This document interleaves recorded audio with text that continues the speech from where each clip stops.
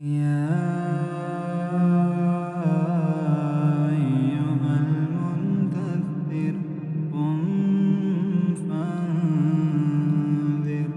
وربك فكبر وثيابك فطهر يا أيها المدثر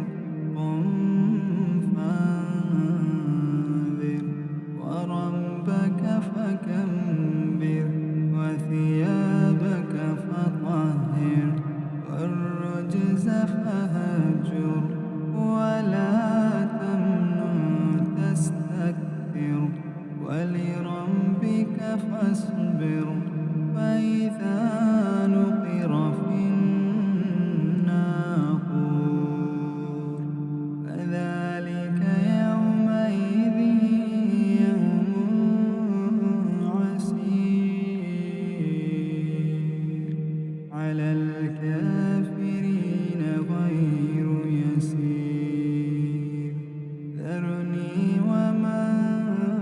خلقت وحيدا وجعلت له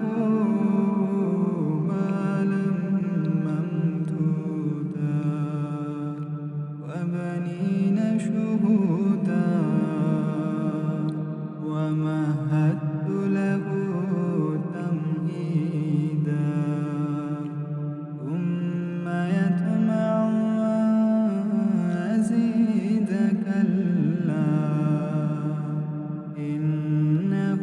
كان لآياتنا عنيدا سأرهقه صعودا إنه فكر وقدر فقتل كيف قدر ثم قتل كيف قدر ثم نذر ثم عبس وبسر ثم أدبر واستكبر فقال إن هذا إلا سحر يؤثر إن هذا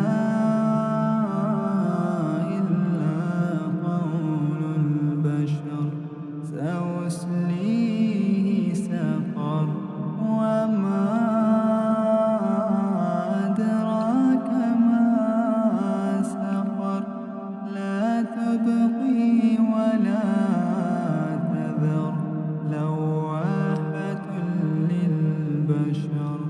عليها 19 وما جعلنا